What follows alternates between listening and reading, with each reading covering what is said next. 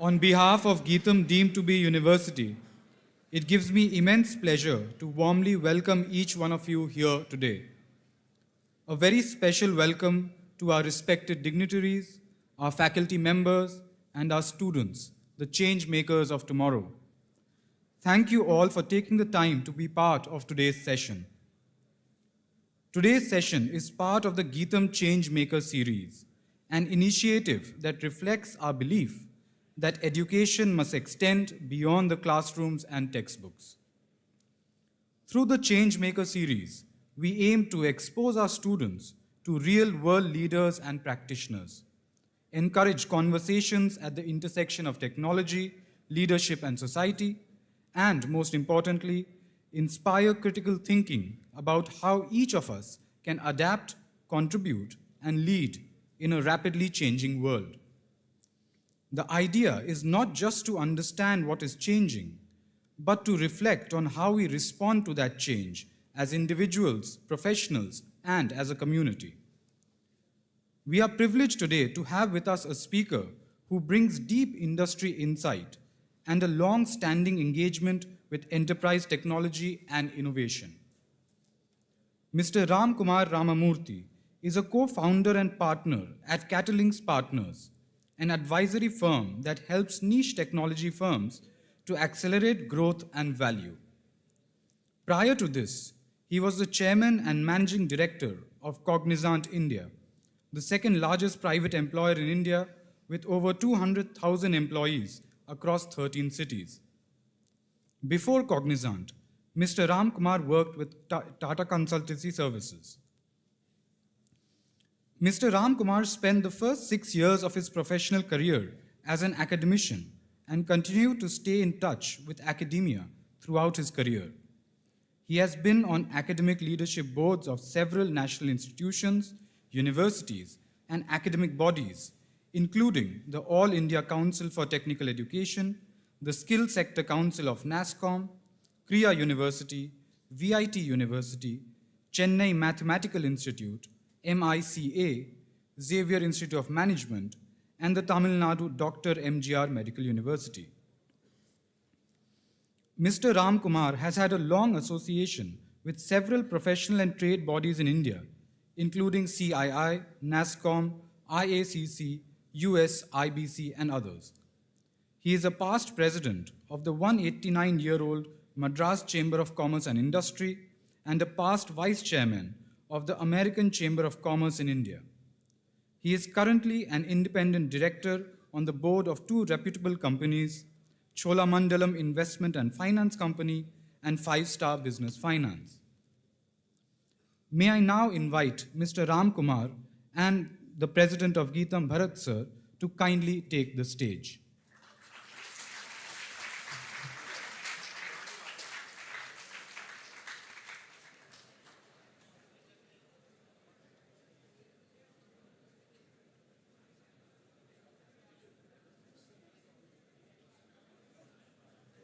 Mr. Ramkumar will first do a presentation.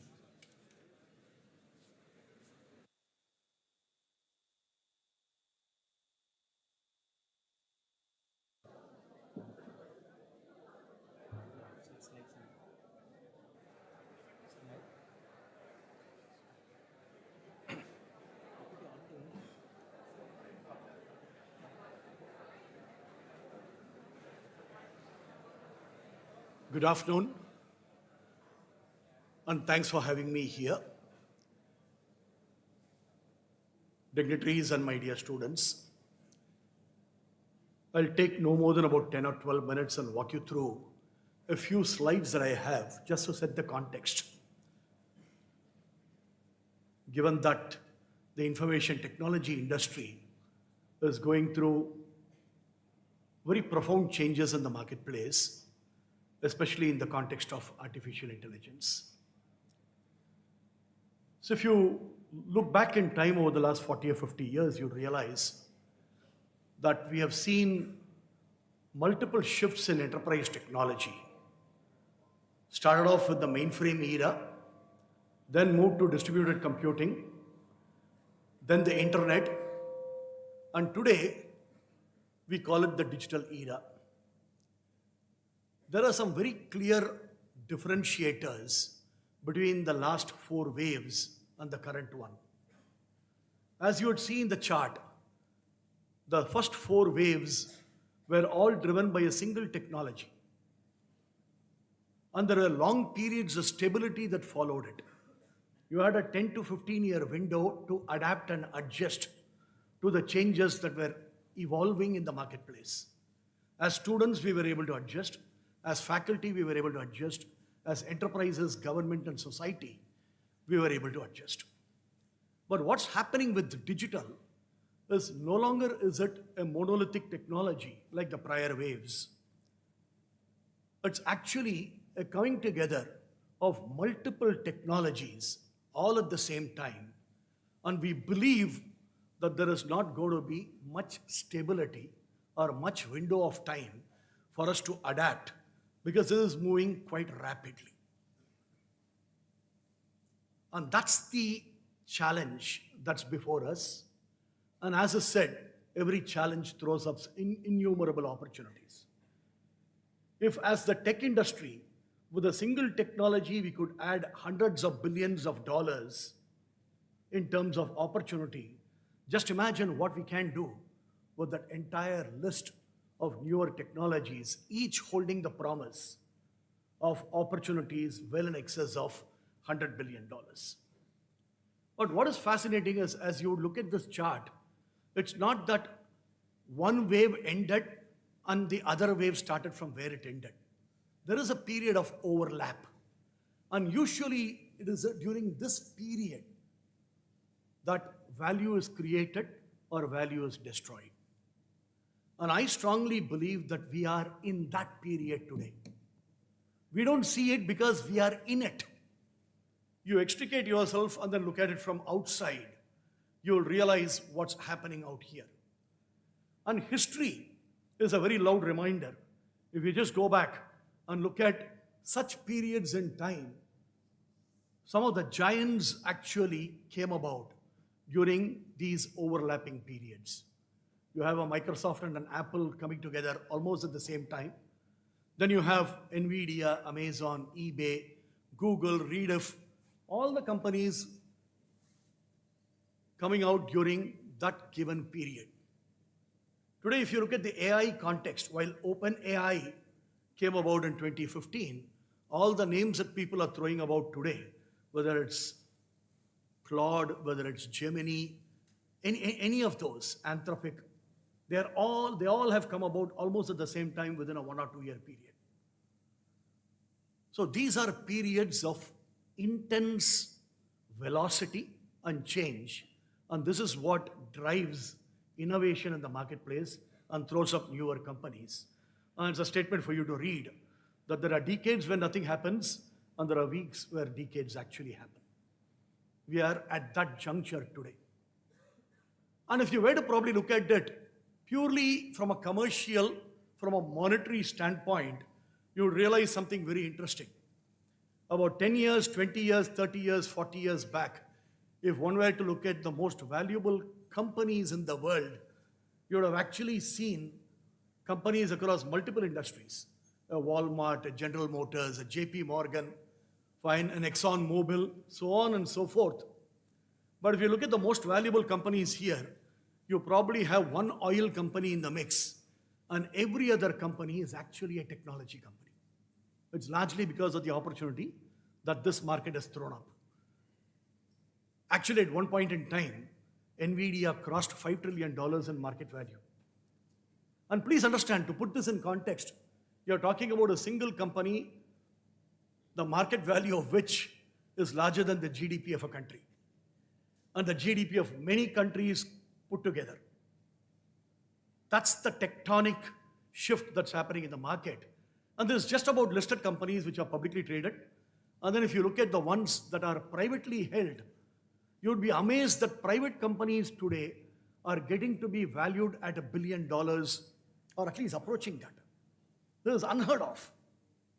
Fine, and that's the opportunity that we are staring at, which we will discuss in greater detail. And make no mistake, you're not going to see any less technology going forward. you're going to see more and more technology. Right from adding a sensor to a toothbrush to figuring out your dental hygiene, the report card which will be sent to your mobile phone in 10 seconds after you brush your teeth, to managing dams and nuclear reactors, you're going to see more technology.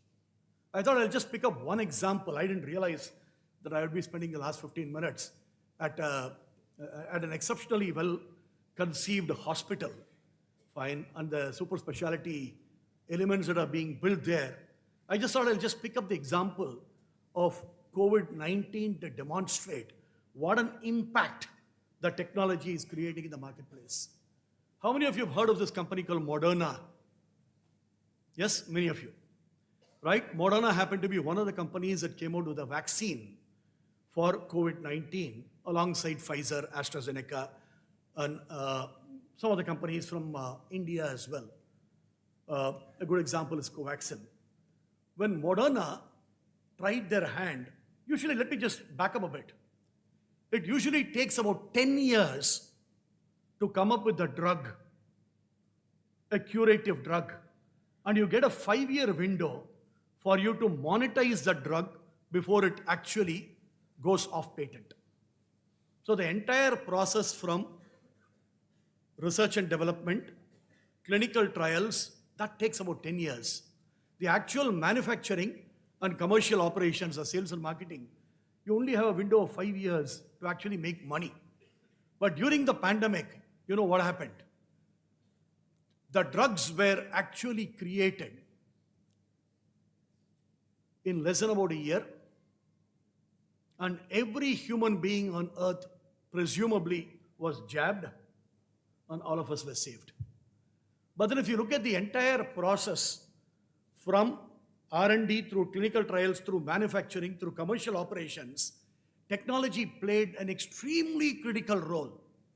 And you would probably find every element of what you saw on the first slide, whether building out a digital application, using cloud-based computational capacity and the elasticity that comes with it, the analytics and AI, the automation platforms, and IoT, where they press the button to manufacture a drug in one place.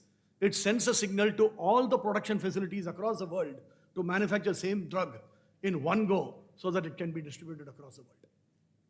This is a fascinating example of what human ingenuity could do with technology. A drug that is usually discovered in 10 years gets discovered in a few months, manufactured, distributed to the nook and corner of the world so that every individual is saved. Let's take a minute to look at where we are in the Indian context. I have 2 more slides and I am done. India is doing exceptionally well. Today, while we are seen as a back office, as a technology powerhouse to the world, while some of these slides seem to indicate that 20% of all technology is delivered out of India, this number is going to go up substantially. This doesn't include networking, telecommunication, hardware, and some of the related areas. 2, not only has India contributed to the world, if you were to look at the Fortune 500 companies or the Global 2000 companies, you can bet more than 80% of them are serviced out of India. If not serviced out of India, there is a large proportion of Indians working for these companies locally. So the IT industry has been a true India inside story for global transformation. And that's what we have done to the world. But we have also started doing something for ourselves, something that we never ever thought we would focus on up until, say, about 10 years back. So when Nandan Nilekani from Infosys stepped down, he was given the charter to build out the India stack. Today, the UPI platform that we have built is a remarkable platform that has driven technology adoption everywhere. I need to tell you this in all humility. I'm not using this example to cheekily drive home a message. A few weeks back, I was driving my car and I stopped at a signal. And usually it's the same guy who comes and knocks the door, a beggar on the street, and then says, "Sir, I've had a long tradition of giving him something, 10 rupees, 20 rupees, whatever he could find. The day I opened my purse, I didn't have change. Guess what? He showed me a QR card and said I could pay.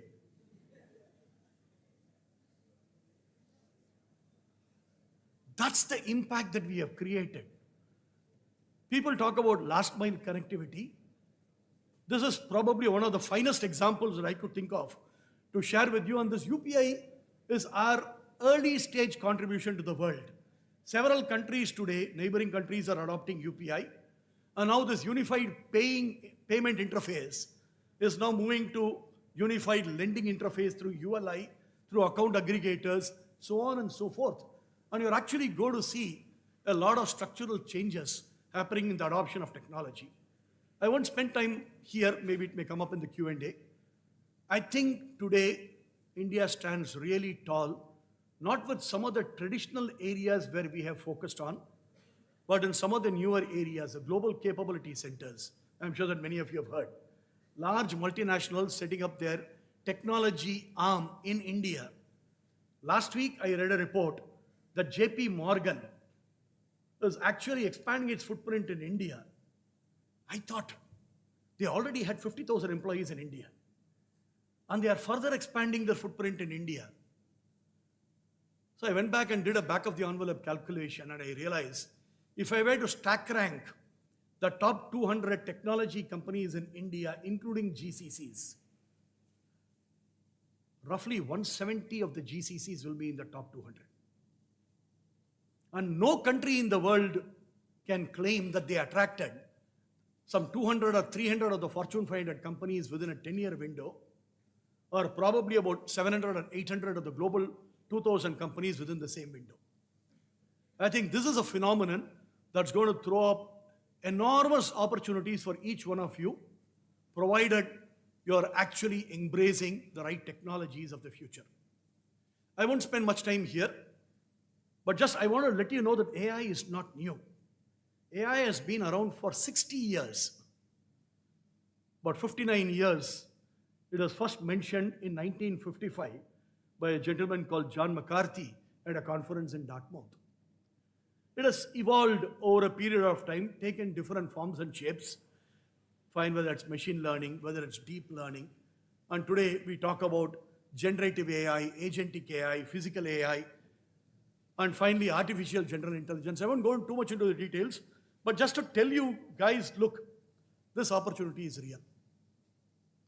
While a lot of focus is on the jobs that could probably be displaced or the jobs that could be amplified, the jobs that are going to be created in the marketplace are unthinkable. In the next couple of hours, I can just give you examples from every single industry. How newer jobs and newer activities are being created by AI, but I will save it for the Q&A. And the entire workforce is changing. It's almost to a point today, you walk into an office, if there are 100 employees, let's say 80 of them would be full-time employees and 20% would be contractors. Just picking up a number. 3 years down the line, you would probably find a good proportion of them will continue to be employees, a good proportion of them would be robots, and a good proportion of them would be agents. Progressive companies have started tracking human-agent ratios in their company. So McKinsey did a study saying how this is going to morph across industries. I'm sure that none of you can read this. I just put this up so that you could read this report that came out about a month back. Task by task, job by job, how AI is going to influence across industries, how much of this is going to be physical and how much of it is going to be non-physical, how much of this is going to be cognitive. Just their assessment of the situation, given where we are with the technology. So this is real. You cannot wish this away. Don't think that AI is going to go away and you'll get back to your old ways again. No. There is going to be some element of AI, and there's always been. Fine, if any of you keep your mobile phones active when I'm talking, I'm sure you step out of this auditorium, you're going to be served job postings from Cognizant. Fine. just the mention of Cognizant once or twice here, because your AI capability in your mobile phone is switched on. It's switched on 24/7. I'm sure you have had some discussion in a restaurant. You step out, and then all the ads that will be served to you would be based on the conversation you just had. Right? So this is on the one side creepy stuff, but on the other, I think there are enormous opportunities. And the World Economic Forum is closely tracking this to find out what are the skills that are needed in individuals with every passing year. The good thing is, these skills are available in abundance in India today. We just need to refocus and look at what are the skills of the future, which are the ones that are going to probably give us that opportunity to survive and to thrive. And as one last parting slide, I'm just repeating, you're going to see more of AI and not less of AI. And you better embrace it. You just cannot wish it away. And there is a very famous quote that I came up many, many years back. If you don't like change, you will like irrelevance a lot less. With that, let me close my opening comments. I'll be happy to do a Q&A and take any questions thereafter. Thank you.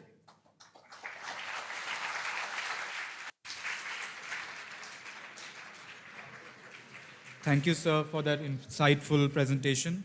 Now I would like to invite Bharat, sir, for the moderation of the event.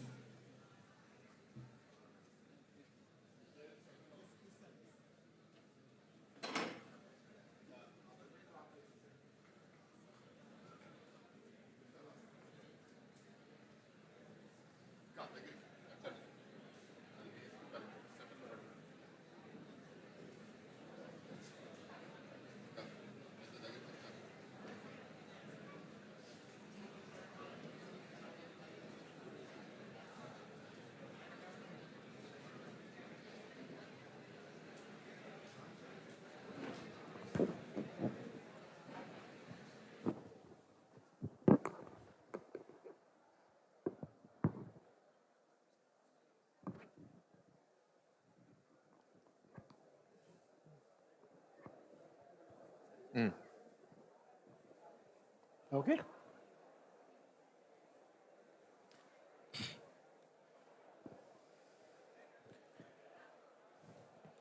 Is it working? Hello?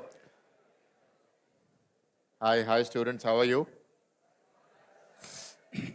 Okay. So, since we've already had the presentation, we'll start with questions and I'll get my conversation in the middle. So, please raise your hands. What questions do you have? And the mic will come to you. Hand mics ready, Gonnaya?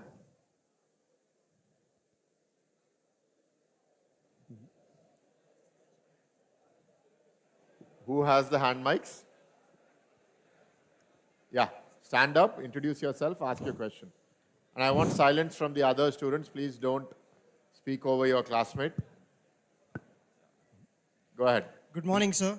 Good morning, sir. Introduce yourself. What are you studying? Sir, and what is the I am Vaisashang from ECE core.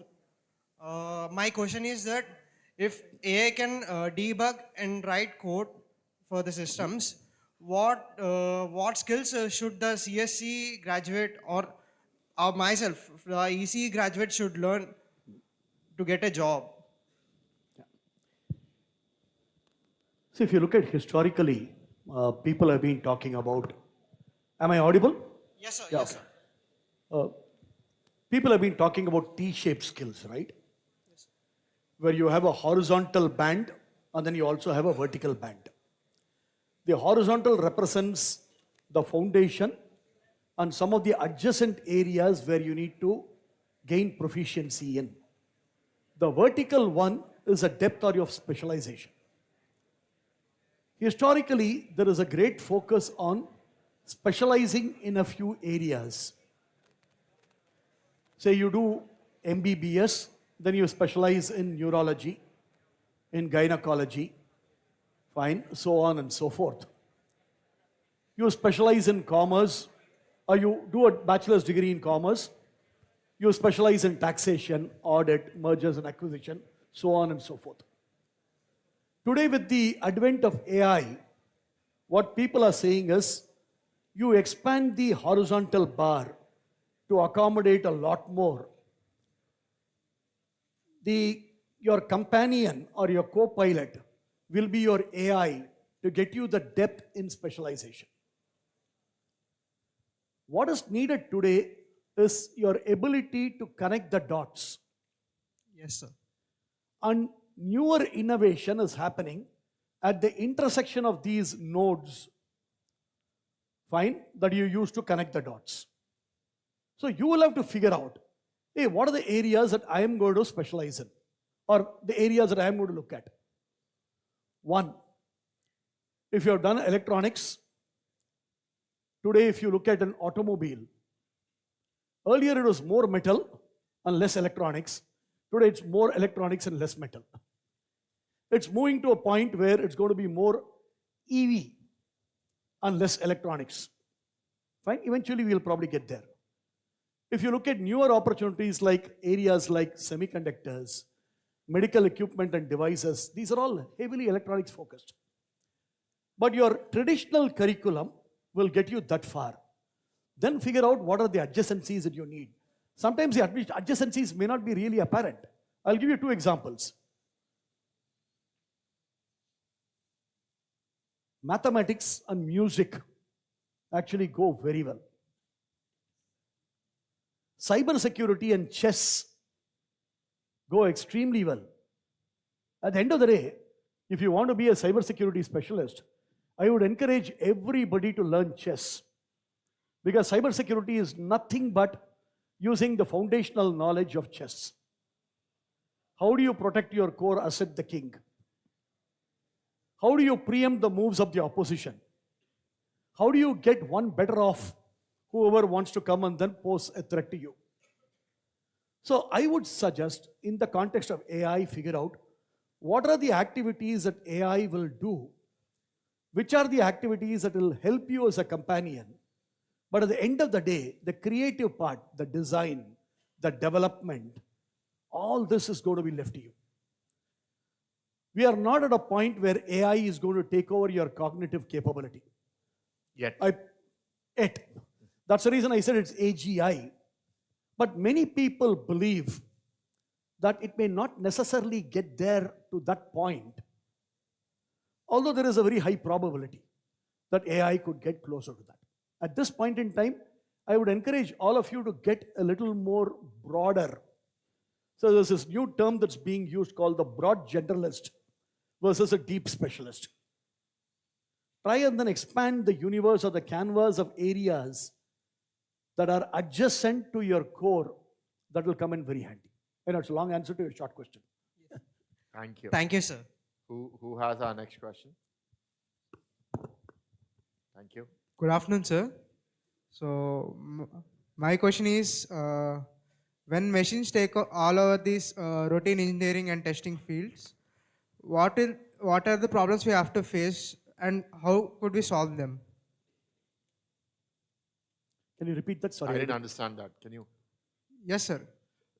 repeat yourself? What's the question? Yes, sir. The question is, when these machines take all of the routine testing and experimenting stuff, Okay, when the machines take over the routine activity, then yeah, routine engineering, and what are the problems we have to face and how we can solve them? I think this point in time, a little similar to the earlier question. earlier question. I'm just I trying know to. you shouldn't repeat yourself for that, but maybe you can, anything special you want to say about See, this? today what is happening is, in the continuum of any activity, you just break it down to tasks. There are still only certain areas that a machine can do. Many other areas, machine is still not ready to do that. You'll have to focus on those. I would argue that there's a huge opportunity for you to get away from those repetitive activities and engage in more creative activities, which will be a lot more value adding and more fun for you at the workplace. Thank you. Okay, sir. Who has our next question?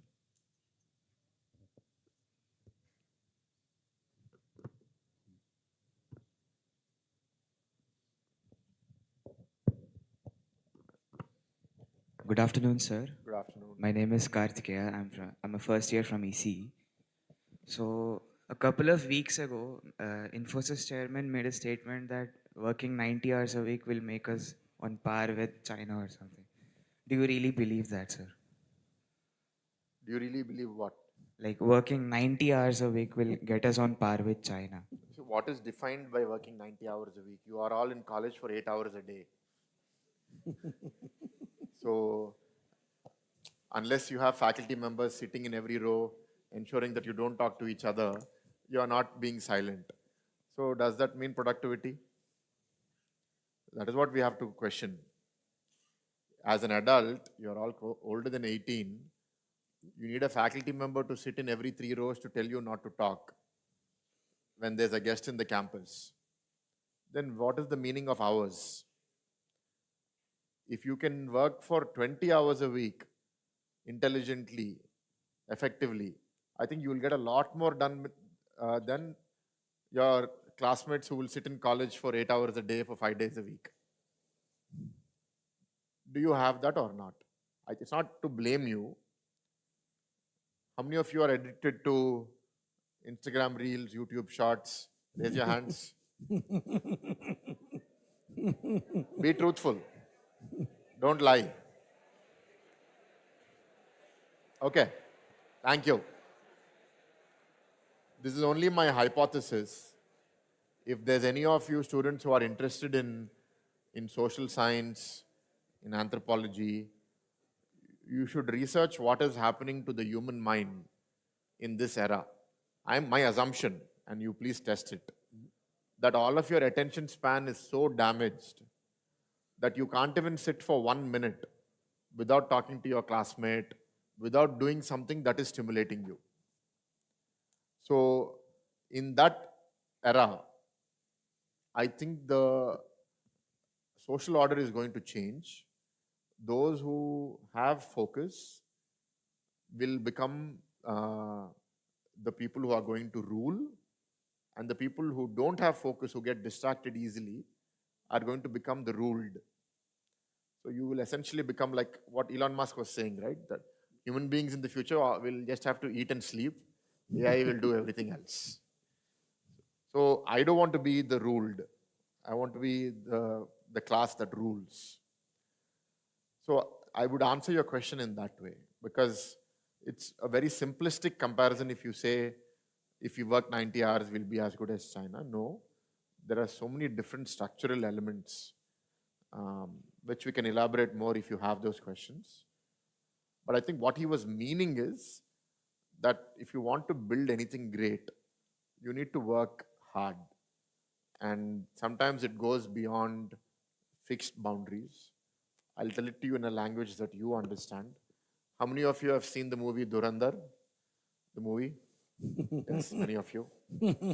So the director Aditya Dhar came and said it in some pre-launch event or success meet that entire cast and crew, from the spot boy till me, the director, we worked 16, 18 hours a day for the entire duration of the movie, no exceptions. It will seem inhuman. But he said, in order for me to deliver this product at a cost that is viable for this movie to be financially profitable, we needed to do that. And we did it with passion. We didn't do it because somebody forced us to do it. Right? So sometimes to do that, they were able to commit, but it comes at huge cost. Right? Your health can take a toll, your relationships can take a toll, and people can't do it forever. People who are on 90-hour weeks for a long period of time, they will burn out because they can't do it for their entire life. But you all have your choices. Would you add something to that? No, I think you covered it very well. Yeah, thank you. Can we go to the next question? Yeah. If there's one more mic, keep one mic for this region and one mic for that. Yeah. Go ahead. Hello, sir. My name is Kaushik Tirupati, and I'm from first year EC batch. As we know, in this age, the internet has progressed so much that there are many fake videos that are turned out may be true or may not be true, sir. How can we identify between those two and combat with the reality? The recent phenomenon that I've experienced in this is Messi came to India. Yes, sir. A lot of people are posting photos with Messi, Yes, sir. like visiting them in their office, and I'm like, did he really visit them? And obviously, all of these are AI, so it's very difficult for. I couldn't tell. So maybe you should elaborate on that. I think that's the downside of not using the technology the right way. So at the end of the day, any new technology that comes your way, there are both merits as well as demerits with them. Now, when electricity came, if people had said, no, if I get closer to it, I'll get fine, shot. I'll get electrocuted. Fine. We wouldn't have been sitting in this room and enjoying all the benefits that the room provides. If people had said, when the telephone came in, hey, half the time you give him a telephone at work, he'll only be playing video games. That's not the answer. With every new technology, there'll always be pluses and minuses. You need to figure out how is it that we weed out the noise from the signal. Here the problem is deepfake, the example that he gave. The problem is with biases. Tomorrow you can look at a particular variety of data set and get the narrative that you actually want in the marketplace. And this happens quite often. Fine in politics, Especially during elections. during elections, geopolitics, so on and so forth. So I think we will have to build guardrails. Whenever we create something, try and then see how we can maximize the good and minimize the bad coming out of the technology. I think we are at that stage today. Forget about AI, data. Are all of us very careful about what we give about ourselves in the public domain? Last week I went to a vegetable mandi to buy some coconut. Picked up 2 coconuts and they wanted my mobile number.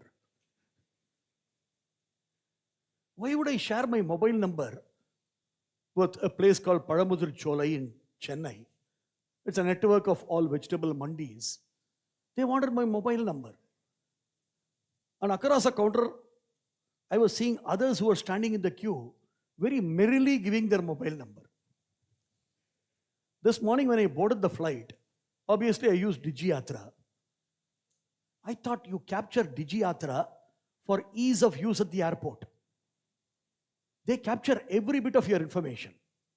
When you scan your boarding pass, all your details are there. When you walk into the airport, you have the biometric. And when I was about to board, the Indigo airline point of check person says, oh, you have a DigiYatra. Can I see your ID card? I thought the DigiYatra was a substitute for this ID card, where I've given more information than what is contained in my ID card. So somewhere I think we'll all have to be extremely careful in terms of where we give data. There is something called a give to get ratio in data. If I were to give the data, I should get something in return. I don't mind if I go to a hospital giving them the data around my medical records, because that's extremely important for me to get a proper treatment. But I don't want to give every bit of information about me to buy 2 coconuts. Fine, that defeats the very purpose. So I would use this opportunity to tell all of you, whenever you go to a site, don't blindly check any of those boxes and say accept. Worse still, all of us accept all without knowing the conditions, the terms and references of you saying accept all. So be a little careful, because today data privacy, data integrity is your physical identity and more. Be a little careful. Thank you. Thank you, sir. Who do we have next?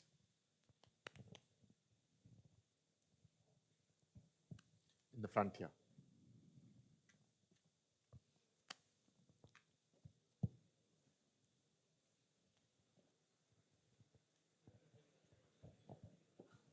Good morning, sirs. I'm PVN Abram. Sir, Your what? PVN Abram. My name. You're eating up your name when you're telling it. Sorry. Tell it very clearly into the mic so that we can hear you. I'm PVN Abram. Okay. I'm a first year BSc Physics student.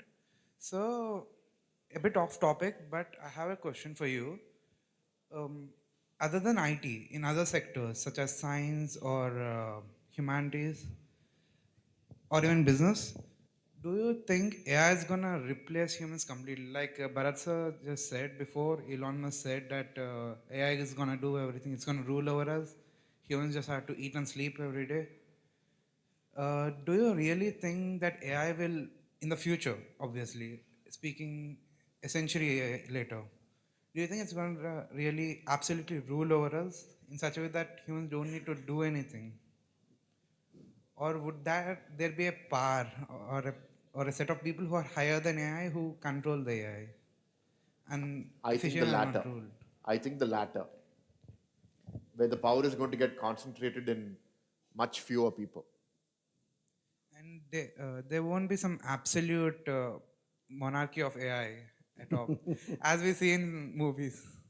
Maybe not monarchy, but I think Ramkumar, maybe you can answer. I've been hearing that a very good software engineer today is able to do the work of 50 or 100 software engineers of the past. Is that true? And is that an indication of how things are moving? Concentration of power. Well, let me just tackle the first part of your question. I think AI is going to enable everybody across disciplines to study. Whether it's in education, whether it's in sports, whether it's in filmmaking, whether it's in politics, every single area. See, what is AI? When I am just referring to what Sriram Raghavan, who is the vice president of AI at IBM at a recent event said. So a very small formula. He said AI is equal to compute plus data plus mathematics. Eventually, compute and mathematics will be made available to everybody. Fine, Vizag is setting up a fairly large data center here. Fine, Google is making a huge investment. Eventually, every country, every city will have access to this, just as all of us had access to computers in some form or the other. Mathematics is just an equation or a formula. Eventually, everybody will catch up with it. The real differentiator is going to be data. The real differentiator is going to be creativity. How will you use the data? How will you probably leverage your creative quotient to get something done is going to be critical. I'll give you an example that happened last week. Many of you might have seen this latest Nerolac ad. How many of you have seen that? Entirely AI generated. Nerolac. Yeah? I haven't seen it. This case from Nerolac. They have created an ad for a particular variety of paint. I think it's called Nerolac Prima No Hot. You apply on your terrace, it reduces the temperature by up to 15%, 15 degrees centigrade. So the entire ad has dozens, if not hundreds, of polar bears and penguins walking into your home. Because it's that cold. Fine. And this ad is executed with rediffusion. I read an interview of the team that actually developed the ad, and he said, exactly 6 months back, if my team had come and then told me that this is a concept, I would have thrown that sheet of paper out of the window. Because no way on earth can I go out and then shoot a dozen penguins in the Antarctic, fine, at the cost at which I have to deliver the ad. But today they have recreated the Antarctic in the ad. I will encourage all of you to watch it, not now, once the session is over. Just look at how they have visualized that entire ad entirely using AI. About a couple of months, I had the good fortune of being with Shekhar Kapoor, whom you all know, the maker of Mr. India. He and I, we are on the board of MICA, Mudra Institute of communication, and he spoke about the next film of his called Warlord. It's going to be entirely AI. All characters, music, local, cinematography, everything is done by AI, and he has really released a trailer. I was amazed. And yesterday, in a different context, I was just listening to what he said at an event. I believe they gave at a recent Goa Film Festival a competition to students to come up with a 2-minute film within 48 hours. And he was astonished to see the number of people who submitted that entry for a film. And none of these guys have any prior exposure to filmmaking. That's the opportunity. If you're worried about jobs being taken away, if you're worried about in different fields, things happening, as long as you have your foundation right, look at AI is something that will help you build the superstructure.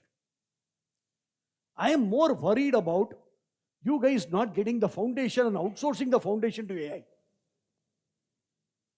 Then you lose your ability to be judgmental. You lose your ability to control a given situation. To go back to your question on monarchy. Okay? So, I am not as much worried about, how do I put this?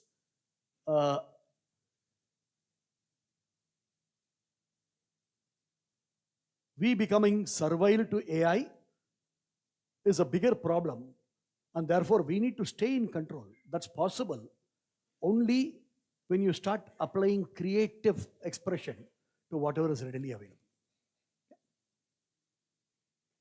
What do they need to do to be creative?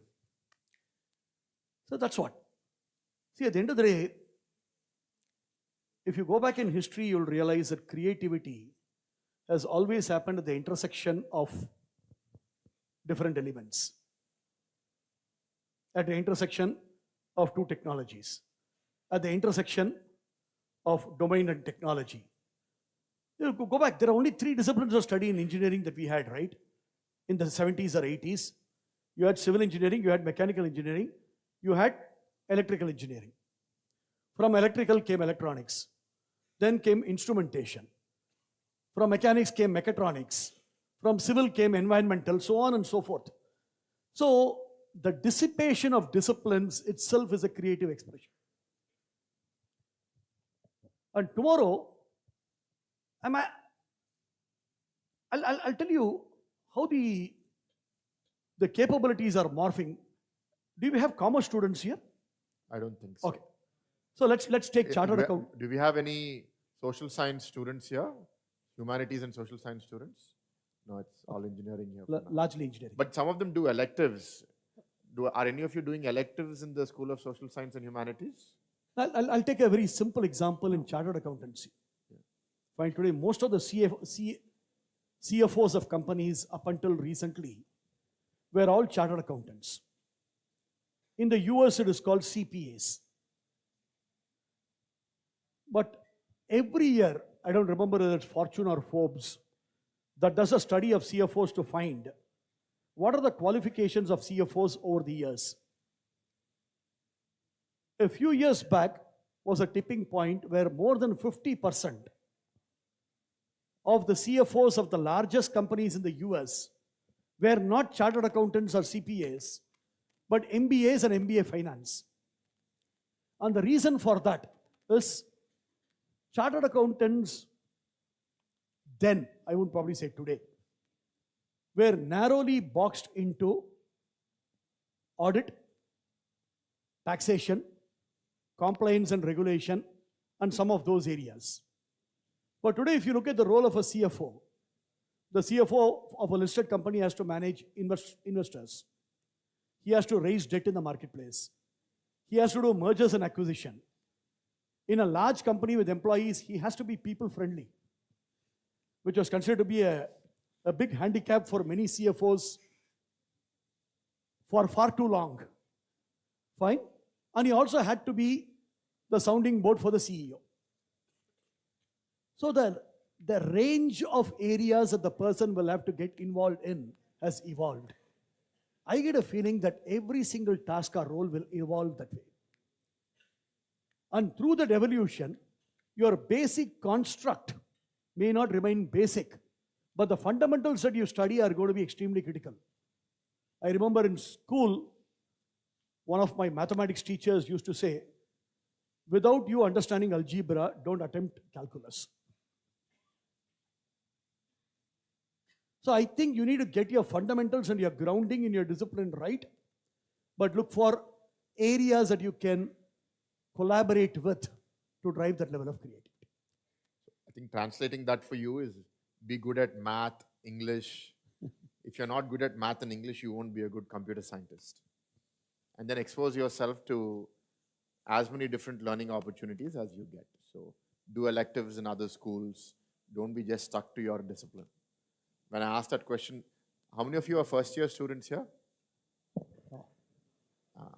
That's why. So that's the problem, right? In your first year, you still aren't given the opportunity, but in your second and third year, you will get that opportunity.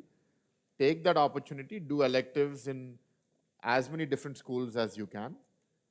That will get you inspired on new ideas. Building on this example, how many of you have heard of Steve Jobs in Apple? Some of you, not all of you. Steve Jobs is the founder, co-founder of Apple, the iPhone that many of us know. In college, he didn't complete college, he dropped out, but he did a course on calligraphy. Calligraphy is the art of basically very artistically writing things in different font, different color. He fell in love with calligraphy. And one of the specialty of Apple iPhone was calligraphic fonts that they bought into their devices, both computers and phones. One course that he did in some community college or Stanford where he did his undergrad, where he didn't finish the degree. So you never know where you will get inspiration. So we'll go to the next question. Can we get the mic to the back? Yeah.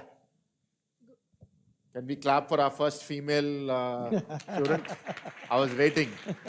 Good. Go ahead.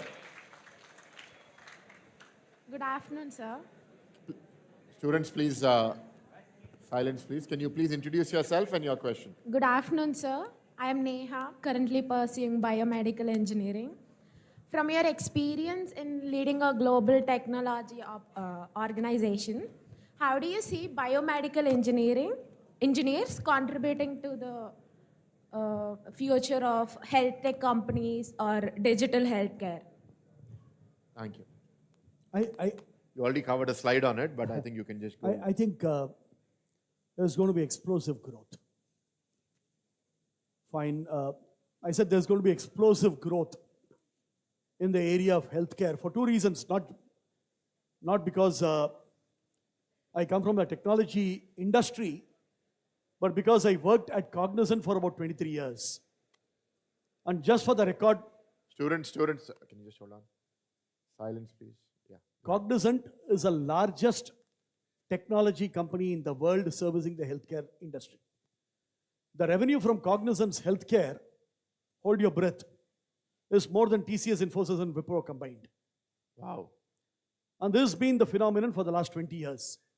All this is largely because at one point in time, Cognizant's parent was a company called IMS Health, which is a world leader in providing information to the healthcare segment. Today, everything in healthcare is becoming technology intensive. How many of you have used a patch on your body to track sugar in your system? Yeah, I think a few hands go up.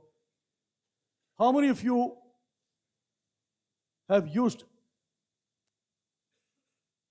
an Apple iWatch? Or a wearable, basically. Or a wearable. Like a Fitbit. Or like a Fitbit or any of those to track your body parameters.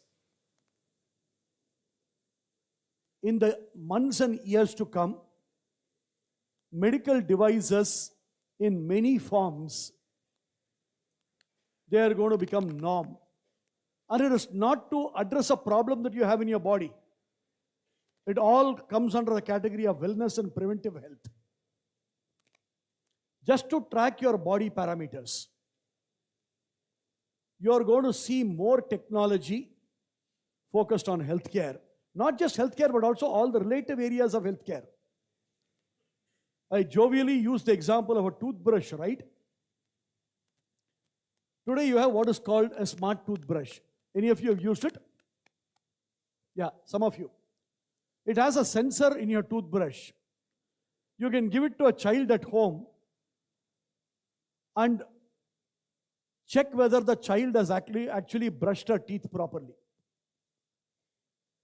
It will find out the angularity, the pressure, the reach, whether the molars have been brushed properly or not, and give you a dental hygiene report in 10 seconds after the kid brushing the teeth. It's preventive healthcare. And let me tell you, it's not fun, because tomorrow your dental insurance is going to be determined by that particular report that you probably get every day. How well you brush your teeth. How will you brush your teeth? Today, all of us know that automotive insurance is determined by the year of manufacture, right?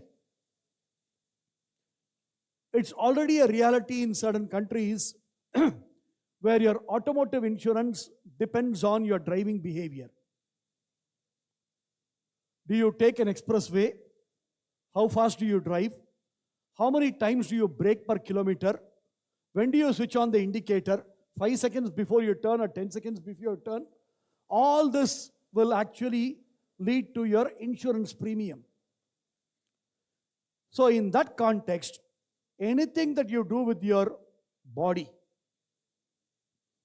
is going to be defined by instrumentation.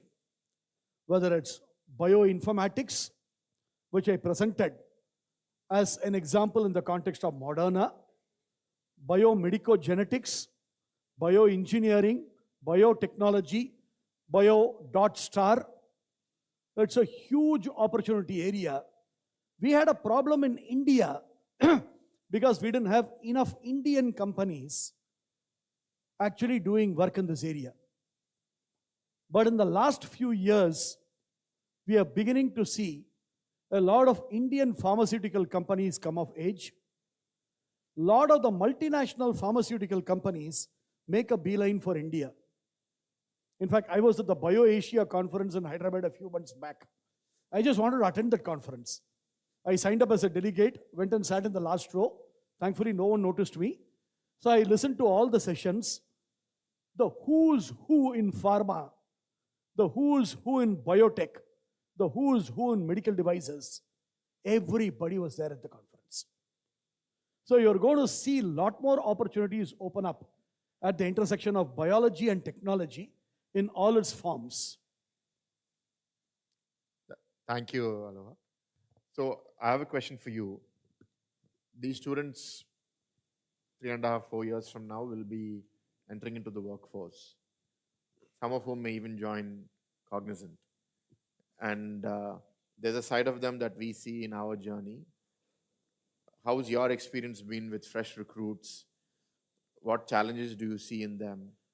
And what feedback would you give so that these students can prepare, because they have 3.5 years to learn from the mistakes of their seniors? And how can they do better? I've always been a big evangelist of recruiting from campuses. All through my 30 years of my association in the industry, whether it's in TCS and Cognizant, I would go all out and say that these companies were built by hiring freshers from campuses across India. For a variety of reasons. One, your ability to adapt with the changing times is far greater.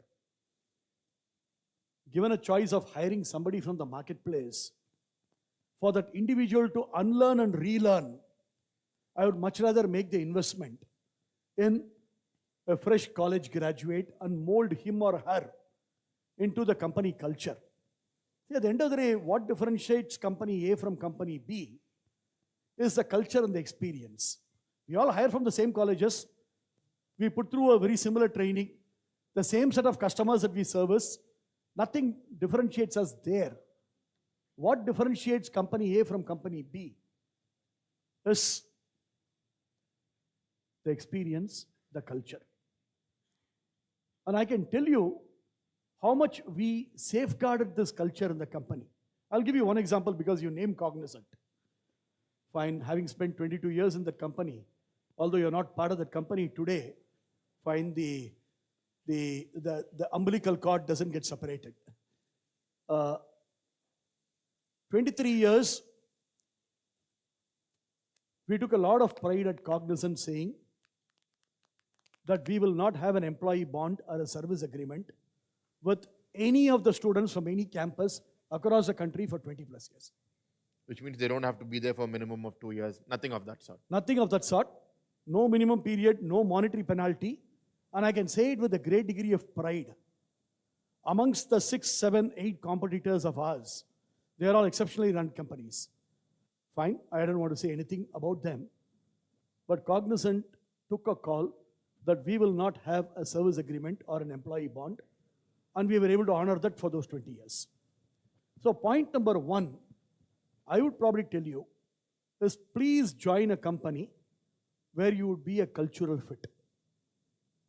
Technology, opportunity. How would they know whether they're a cultural fit or not? These guys know it all. They have enough seniors there. And this, during pre-placement presentations, you can ask these questions of any company that comes your way. Second, while he mentioned Cognizant, I would go one step further. While many of us grew up, we only had a handful of companies. Today, you probably have a much larger canvas of companies. All you guys have great opportunities at startups. Don't look at job stability when you are joining the market. Join companies that will give you a very steep learning curve, a very steep learning experience. Today, I strongly believe, I'm today working with dozens of small companies in my new avatar. The kind of exposure that students out of college gets in startups and smaller companies is exponentially higher than what you would probably get in a very set environment in larger companies. That's the second point. Third, I mentioned GCCs. I think this is extremely important to know, just going back to the question that the girl asked there. Was it Neha? Aloha, I think. Whoever asked that question. Allah. Earlier, if you are a biomedical engineer and you didn't join Cognizant, you joined a company that primarily focused on manufacturing or on energy and utility. That's the only opportunity you had. But today, when you join a GCC, you can pick and choose the GCC in your domain of specialization to build your career. You want to join a Medtronic, you want to join a Thermo Fisher, you want to join a Pfizer, a Biocon, whichever company, you have that opportunity today, which wasn't there even 5 years or 10 years back. So I would sincerely request that you stick to your knitting. Today you have an opportunity to build your career in your area of specialization. Don't get stuck only with services companies. You have product companies, platform companies, as a service companies, GCCs, end user IT companies. Today, if you were to join a Reliance, a TVS, a Murugappa, a Dr. Reddy's, any of these companies, being in the technology department is as exciting as working for a traditional large IT services company. So please do evaluate the market opportunity, find out the right cultural fit where you can actually build a career. Obviously, I don't need to tell you, I was a lifer. I spent 23 years in one company. This generation doesn't join a company to spend 23 years. I think we need to accept and understand that it's okay to make mistakes. You join the first company, you think something doesn't work out, you want to stay there only for 2-3 years, perfectly okay. Go figure out which is the next big opportunity. Usually people don't advise you along these lines. They'll tell you, identify the right company and see whether you can build your career. My worry is if they change every 6 months, then what does that mean? No, every 6 months you will see that then you become a rolling stone. Fine, you don't gather any Mass. experience along the line. When I mean you can shift over a 3-year, 5-year period, it's okay. Fine, that's how the market has also moved. And therefore, don't worry about making a mistake of joining a company. That's not the end of the road. There are enough opportunities in the marketplace. I started my career as a teacher. I taught for about 6 years before I transitioned to the tech industry by joining TCS. But today, you do have those opportunities. And mind you, I taught English and business and managerial communication. And that's another big myth, right? I just want to leave this thought with you. I know all you guys are engineers, but I'm sure that this recording is also webcast. Do you know the name of the former Reserve Bank of India governor? What is his name? Shaktikanta Das. Anybody in this room knows what his qualification was at the undergraduate level? Literature? Take a wild guess. BA History. The Secretary for Information Technology today in India, Krishnan, who heads up MeitY. Any ideas what his foundational qualification is? He was a bachelor's in history. Arundhati Bhattacharya today runs Salesforce. You know what her bachelor's degree is? Don't say history again. English literature. Anand Mahindra, who runs an empire, you know what he did at the undergraduate level? Theater and filmmaking. This is a big fixation in India. In the Indian context, you know, we have all been forced through this template, right? 10 plus 2 plus engineering plus USA. That's going to go away. You can start with any basic qualification as long as you have that foundation in place. But what is critical is your adaptability. How quickly are you able to learn the job, pick up the threads of the job, and build a career thereafter? So it's extremely important. I was having this discussion with Debjani Mukherjee, that many of you may know, the former president or chairman of NASCOM. I don't know what the title is.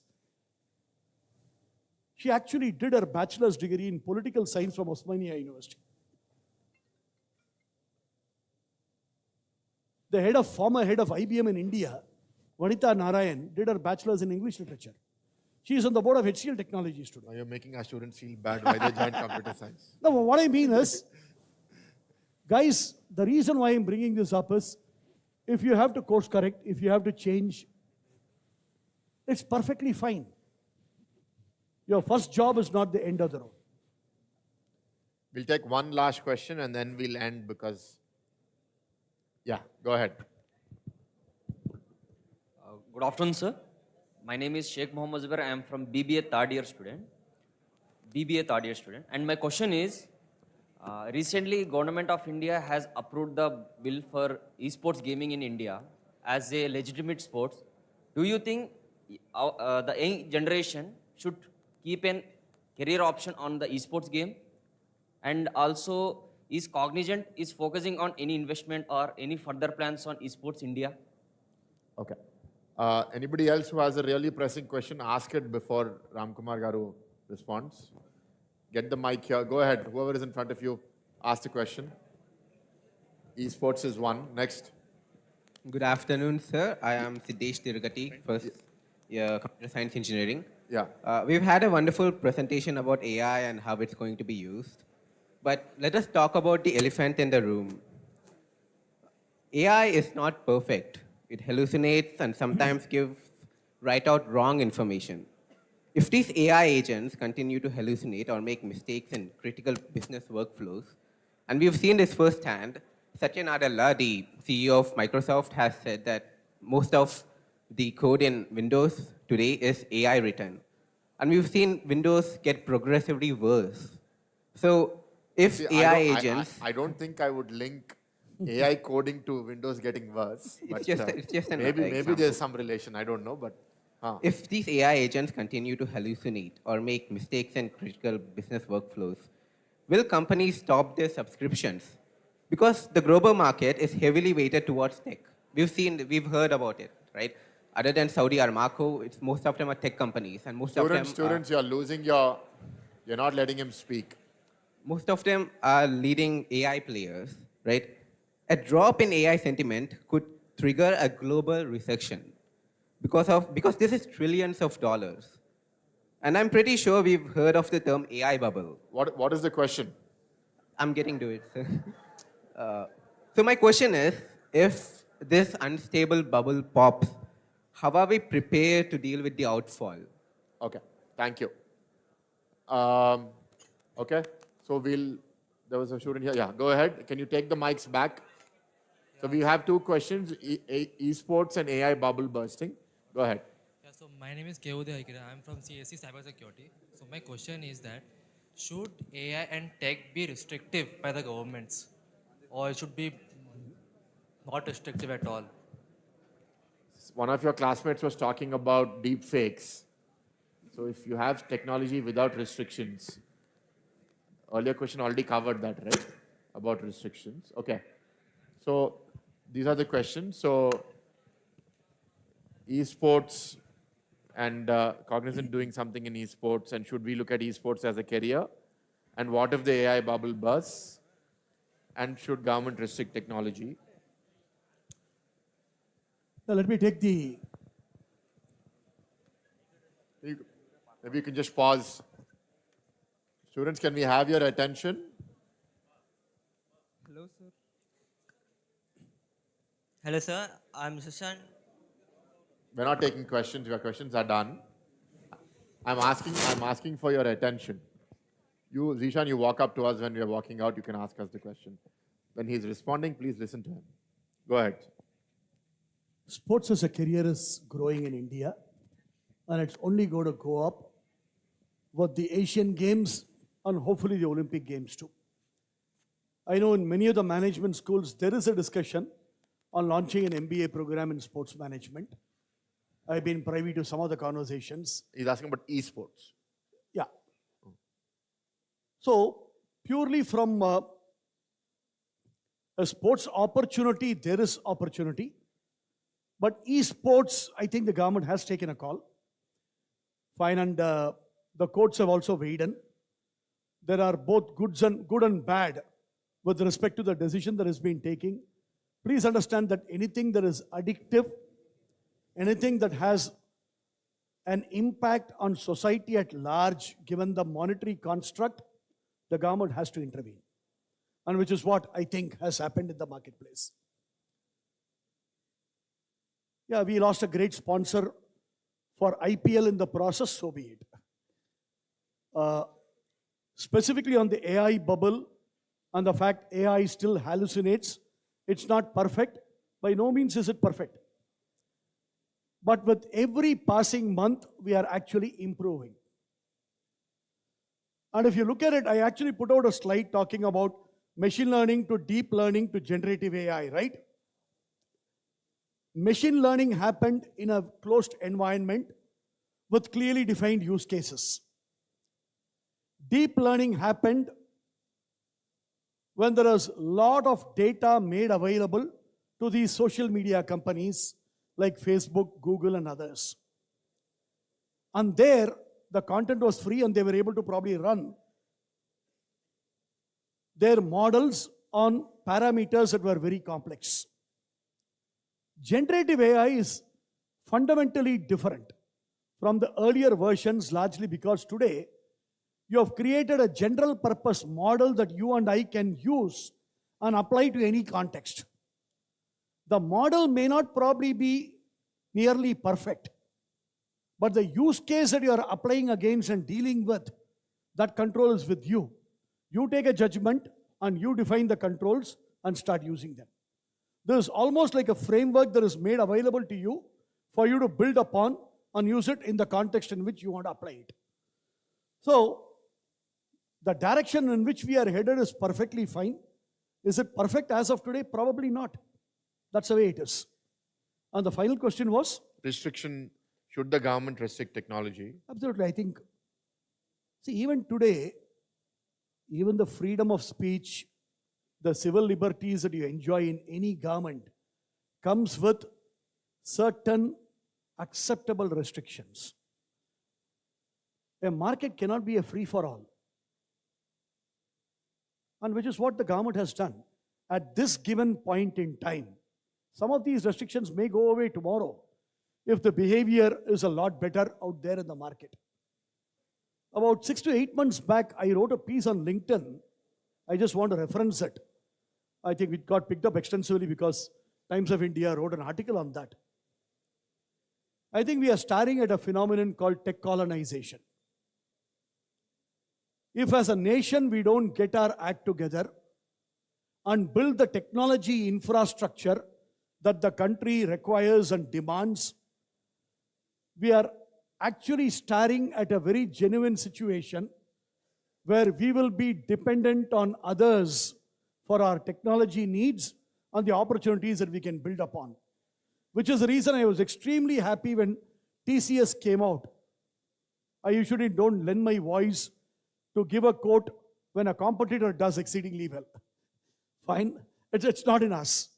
But when TCS came out and publicly announced that they're going to invest about $7 billion in creating the compute and the AI infrastructure in the country, that is something to be welcomed because we cannot be dependent on government for everything.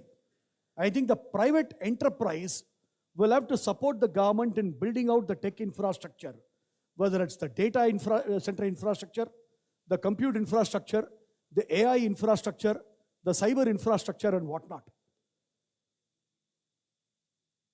Fortunately, I'm not associated on a full-time basis with a large company today.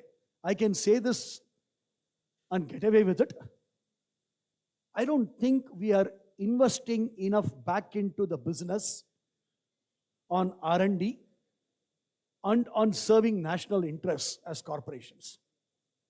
I think it's extremely important for large companies, especially those that are generating upwards of 20% operating margins or net profit, that they start earmarking a certain proportion of their margins to building out national technology infrastructure, because in the long run, you're going to be the biggest beneficiary from it in terms of projects and in terms of opportunities. So I think it's a great opportunity for India. I only hope that the private enterprise, they do it at scale. Thank you, Ramkumar Garu. Would you like to give any closing comments to our students? And it doesn't have to be about tech, because Changemakers is an opportunity to inspire students from the journey of changemakers like yourself. So speak about something personal, a pivotal moment in your life, and something that can help these students. So the only thing that I would probably call out is be passionate about anything and everything that you do.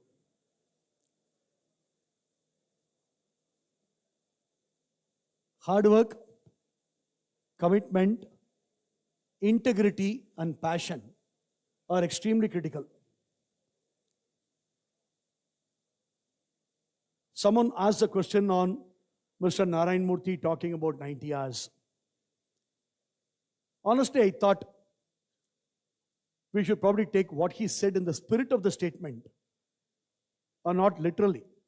All that he said is for a developing nation, people will have to work hard or work harder, fine, so that all of us stand to benefit and subsequent generations actually stand to benefit. If you look at Infosys as an organization, just 6 individuals who came together, they worked really hard, built a phenomenal institution. And today, even as competitors, we used to look up to a TCS or an Infosys for what they have done. I tell you, in India, I can't think of wealth sharing as a model that was prevalent in India at a level at which Infosys did. To earmark 19, 20 or whatever is a percentage of equity in the company to give it as ESOP to their employees was phenomenal. They were so passionate about that company that they wanted to build it and make it remarkably successful. So every discipline of study today has enough market opportunities. Do a good job, be passionate about it. I'm going to give you a very interesting, funny example to drive home what passion means. I know this for sure that this is not a real life situation. Somebody had made this up, but I'm still going to share with you. So evidently there was a brewers conference in the US. Find people who brew liquor, brew beer. And at the end of the day, the CEOs of very large companies sat together and wanted to have a beer. The CEO of Corona, one of the biggest brands, he ordered a Corona. The CEO of Heineken ordered a Heineken. The CEO of Budweiser ordered a Bud. Vijay Mallya was there. He ordered a Diet Coke. Everybody looked at him and said, "What's this?" He looked at them and said, "If you're not having beer, I am not having beer." You got it? That is the passion. That is a dedication. That is a brand that he truly belonged, that he believed in. And I think all of you put your passion. Fine. And we see this in cricket, right? Suddenly out of nowhere, somebody comes and then scores a 50 or a century. Sir, it's just out of sheer passion. Have fun in whatever opportunity that you participate in. I think the world is an opportunity. If only I had graduated today, I honestly think I would have had a lot more opportunities today than what I had when I got into the industry. All the very best. Thank you. Thank you, Ramkumar Garu.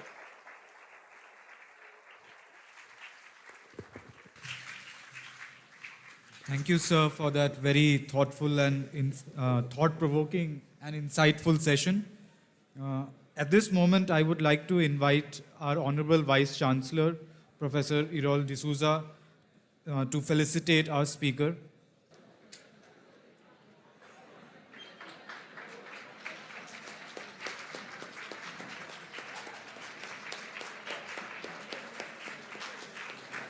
Those two things, if you can collect me and hand over.